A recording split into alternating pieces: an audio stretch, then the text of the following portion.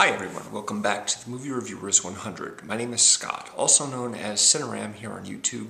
I do the Thursday reviews for the collaboration, along with the 6 other guys on this channel. 3 of us live in the US, and the other 4 guys live in the UK. So we're sort of across the pond, back and forth between Europeans and Americans, I guess you could say. So we do themes every week, and this week our theme is documentaries. I am wrapping up the week with a documentary called Side by Side, which only just came out last week on DVD here in the US. And as far as I know, it has been recently, or is right now, in theaters in the UK. So if that's convenient for you over there, you ought to check it out, because it's very, very good.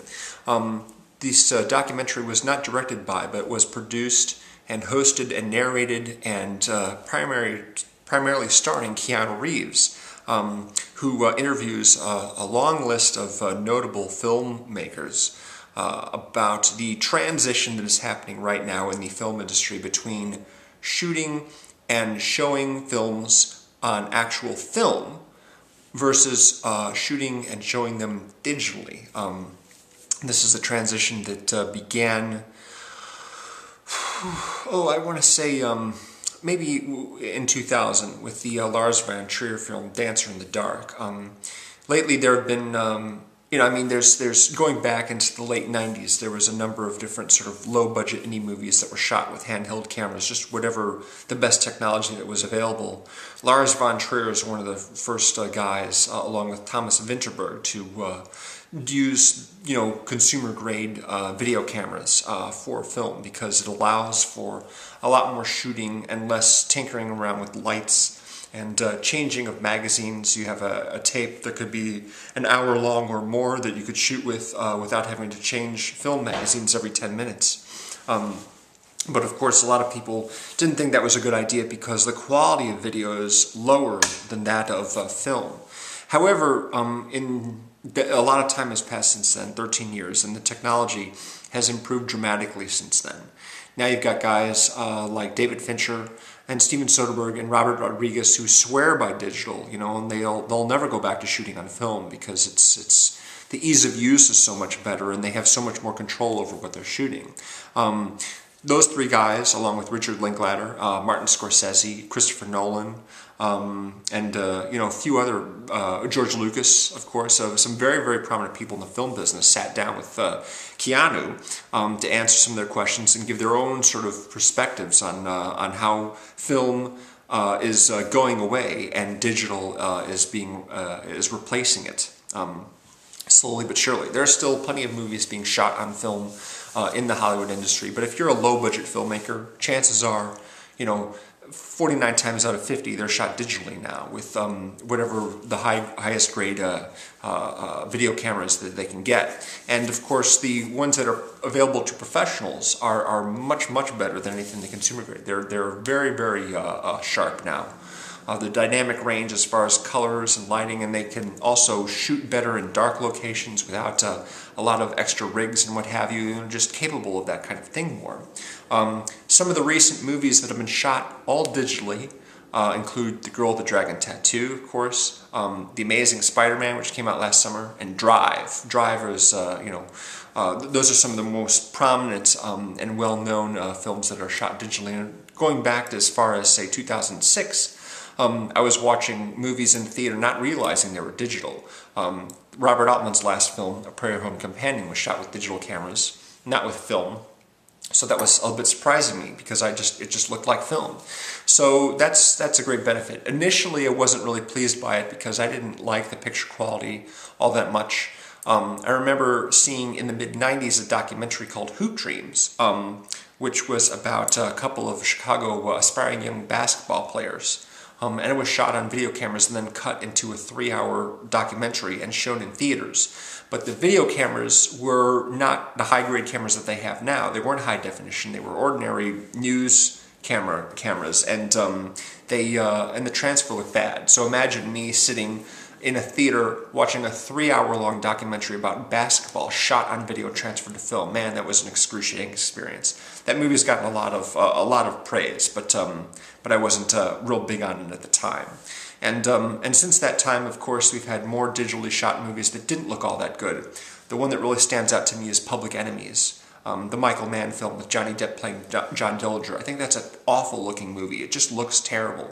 But there are also plenty of movies that look, fine and dandy on it. And it's a question, of course, with the filmmakers, it's how you use it and whether or not you know enough, you're experienced enough to really utilize the medium well. A lot of the times, people who shoot on digital will try to make it look as much like film as possible. The ideal being film, you have this sort of romantic look to it, that digital has sort of a harder, crisper look to it that a lot of people want to avoid. But some of the benefits of shooting on digital involve, just having control, basically. Being able to look at the monitor and seeing exactly what you're capturing rather than having to wait for the dailies that night or later the next day. And a lot of people, especially Robert Rodriguez and David Fincher, were frustrated by the fact that they had to rely on their DPs, the director of photography, and trust them to know what they were doing and that they were getting good footage, whereas now they don't have to worry about that, the camera guy.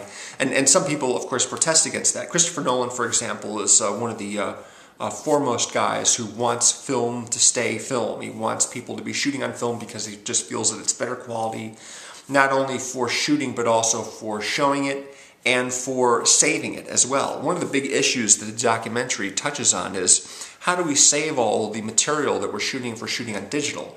With film, basically, it's not only a presentation medium and a capture medium simultaneously, but it's an archival medium as well. So you shoot on film and you have this film which you can then store and then show many years later on.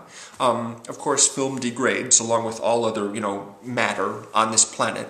But the problem that a lot of people see with digital is the fact that since the late 60s, when digital cameras were first developed, when video cameras were first developed to replace film cameras, or to be used in addition to film cameras, there have been 80 different formats, around 80 different formats of video, including the latest versions. And so this creates a problem that if you shoot on something and then store it on a particular video format, years later you can go back and you won't have any equipment to play it on. All of your videotape players or digital players, whatever it is you're using, will be upgraded to the latest thing, and you won't have anything to play it back on. So what Fincher has been doing basically is whenever he shoots anything, he will put the reader that's compatible with his discs or tapes or whatever it is in the box with the data as well, with the footage, dailies and what have you, just so you could have something to play it back on. Again, this is one of the big issues with Christopher Nolan, is that there isn't any really reliable way of storing the data. And Soderbergh kind of agrees with him on that. He says, yeah, there's a problem where you have to always migrate whatever it is that you shot years ago onto the latest format so you can still play it back. But he feels that this is something that's worth doing in order to save everything. Lucas, of course, shot Attack of the Clones digitally. It was like probably, I think, the first major studio, big budget production to be shot entirely with digital cameras. He did a test scene on it in The Phantom Menace, but Attack of the Clones was entirely digitally shot. And it was also one of the first movies that I saw digitally in the theater. Not the very first. The very first movie I saw shown digitally in theaters was Mission to Mars, which is a Brian De Palma film that came out in 2000. And I was really pleased by the look of the movie because towards the end of the film there's a scene where the three main characters are all in an entirely white room. And I realized that if I was watching this on film, if it was being shown on film, then there will be all kinds of sort of imperfections in the image. There would be little scratches and little pops here and there. But with digital, it was all completely clean and smooth, which was kind of cool. But now digital projection has really taken over everything. Most of the theaters that I go to now almost all of them are digitally projected. There are no film projectors in any of them, with the exception being the Music Box Theater. I was able to go and see a 70mm print of The Master, the Paul Thomas Anderson movie, a couple weeks ago in 70mm, which was nice, which was very cool. They had some focusing issues on the occasion that I went, which was too bad. Doesn't help film's case much when the picture is always out of focus, or at least half the screen is out of focus all the time. Yeah, it's a little disappointing because in 2011 I was seeing more digitally shown films, and they looked darker, they didn't look as good, but now it seems like there's a standard that's been established and everything is bright and clear for the most part. I still feel like maybe watching a digitally projected image in the theater is maybe a little bit too bright for it to be pleasant. But again, you're getting the best quality image, whereas before with film you had to have a release print. You would basically take the master print and then duplicate it, and then that would be taken to all the different theaters and shown. It would be physically transported to the theaters. And of course with any duplicate there's a degradation of the image, whereas with digital you don't have that, because digital prints aren't copies, they are clones. They are exact replicas in every single way. There's no degradation at all. So as long as all the equipment is up to spec and the projector lens is bright enough, then you're getting the ideal image. So yeah, there are people who are arguing for it and against that, and so it's basically sort of Christopher Nolan was also talking about how the fact that there's a choice right now between shooting digitally and shooting film, but eventually, digital is going to replace film, and no one's going to have the opportunity to shoot on film anymore, which is going to be a very sad day indeed, and I agree with that. But if I was making a film, I would probably make it digitally just because, of the ease of use and the control you have over the images. And yes, digital cameras aren't quite as good as your best 70mm IMAX cameras and what have you. They couldn't possibly be at this point, but the technology gets better every single year, and resolution improves. The images captured by the Red Epic camera are 5K, which is, I'm not exactly sure what that means, but it's a very, very, very high resolution. That's what the Girl with the Dragon Tattoo is shot on, along with a few other pictures. So yeah, I'm talking a lot about my opinion on this subject as well as the film itself. But the film is really good. It covers a lot. It covers basically how the cameras worked, what happens when light passes through the lens and hits film versus what happens when it passes through the lens and hits the CCD chip that is in digital cameras. It talks about the different models of cameras. It talks about the different ways of manipulating images in post. And Lucas, of course, loves that because he would rather not have to shoot on film and then transfer everything to digital and then manipulate all the images and then transfer back to film again. He would just prefer all be digital, make things a lot easier for him. And he's right about that. It is easier. And as long as the technology and the resolution is good enough, I don't really see anything wrong with it. But the film lets both sides have their say. Right now you've got Christopher Nolan and Quentin Tarantino and Steven Spielberg and probably Clint Eastwood as well. A few other guys, always wanting to stay shooting on film because you just can't improve on that. And I think that maybe you can improve on that right now, but eventually digital will get, it could go up to 6K, 10K, 20K. At some point it's going to be, they'll perfect the technology enough so it will look as good, if not better than film. It will be clear, it will be beautiful, and if it isn't already right now, which a lot of images are. But it also depends, of course, on who's using it.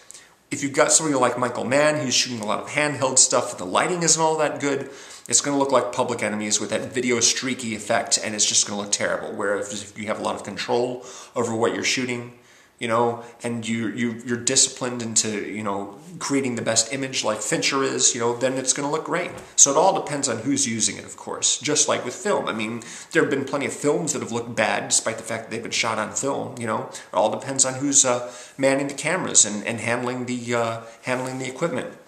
Tarantino was talking about how he hates digital projection because it's like watching TV in public. He got into it for film and everything like that. And I understand how he feels because I felt in a similar way about a format that was starting to get popular in the early 90s called Super 35. I'm sure you've noticed, being film fans, most of you, that there are basically two different formats for any movie that you watch. One is the shape of the image that is pretty much the exact same shape as a flat screen TV, 16 by 9 or 1.85 units wide per height. That's the aspect ratio. It's a little bit wider than your old-fashioned standard TVs. And then you have widescreen, which is occasionally called CinemaScope. That's a brand, actually. But what it is they call it an anamorphic lens that captures this. And that's almost 2.5 times wider than it is high. And that's most of the big budget action movies and special effects event movies, you know, like Lord of the Rings, Matrix, Pirates of the Caribbean. They're all in that extra wide format. That's why you have the letterboxing on flat screen TVs. As wide as they are, they're not quite wide enough to capture the full breadth of that image, which is why you have the black bar above and below in those images right there. Now, I was a huge fan of widescreen movies, the really, really widescreen movies, back when I started watching films more and Laserdiscs were coming out. I could watch Lethal Weapon 2 Letterbox, which was amazing. I'd only seen it like pan and scan. But sometime around 93 and 94, there was another format that started to gain popularity, and this is largely because of James Cameron, because he shot Terminator 2 in this format, which is called Super 35. And what they do is, instead of using the anamorphic lens, which takes a wide field of vision and squeezes it onto a piece of square film, and then you have the projector lens showing the movie in the theater, expanding it back out again. You have a normal lens which captures the same sort of depth of field as the ordinary cameras, but the film that they use actually uses only one set of sprocket holes instead of two. Normally you have two sets of sprocket holes on either side of the piece of film, whereas if there's only one, then you have a little bit more film to fill with image, which means that the resolution is better. So what they started doing is they started making movies and framing them so that everything that was important about the shot existed in that narrow space, and then they would basically film everything, but they would blow up the images to make them look like they were wider. They weren't exactly widescreen, although they were in the widescreen shape. They weren't wider, they were just shorter and closer to your face. It was like watching a movie through one of those rectangular magnifying glasses that you used to read books with.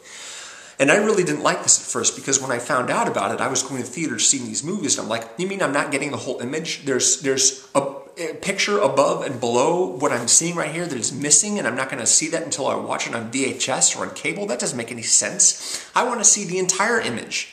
And plus, because it's, again, a print, basically, a second generation print, basically, whereas you know, you have the release print going into the theater that's basically one copy, one generation removed from the master print. Now you have a copy that's 2 generations removed, because there's that extra step of actually blowing up the image and using only a narrow section in the middle of the film to show the picture. If you get what I'm meaning, it basically means a degradation of the image and doesn't look quite as good. And I started seeing this a lot more in 93 and 94, and I just was terrified that people would start shooting this way all the time now. And they did. Right around 1998, there was it was pretty much neck and neck.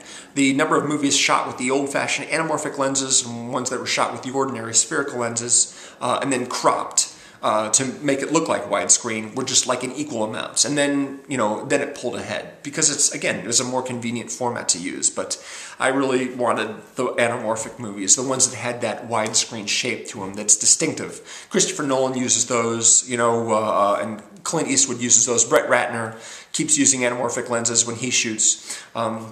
So yeah, that's a little disappointing to think that the format, you know, that was so great is going away. And that's kind of how a lot of these guys feel now that film is slowly going away and digital is becoming more and more common use.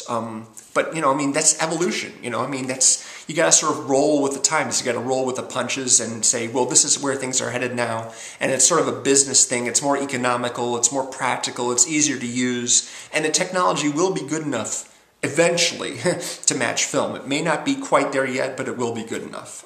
So anyway, there's my little thing on Side by Side. I talked about the movie a little bit. Mostly I talked about the whole thing that's going on, but they address a lot of that stuff in the film. And it's great to see all those guys weighing in on everything that's happening there. You know, it's great to see all of them talk about what's important to them. So I definitely recommend checking that out if it's still in the theater where you are. And if you're in the States right now, it's gone from the theater, but it's on disc, so you should certainly look at it if you're a fan of that kind of thing. Also, the movie Rewinds, another guy I subscribe to, he just reviewed this movie yesterday, so I'm going to leave a link to that video in the description below. And I wanted to mention, a couple weeks ago, we did a Stanley Kubrick theme week. And for that week, I talked about a couple of documentaries that feature him. I just discovered actually full-length uploads of both of those documentaries. So there's a link to that Kubrick video I did for the Collab channel, and on that video you'll find in the description the links to both of those full-length documentaries if you want to check them out, because they're quite excellent. Kubrick, you know, he's something else. So thank you very much for watching. We'll start with another theme starting tomorrow, so hope you'll tune in for that. Please subscribe if you haven't already. Leave me comments, answer them. Thank you very much and appreciate it. Bye.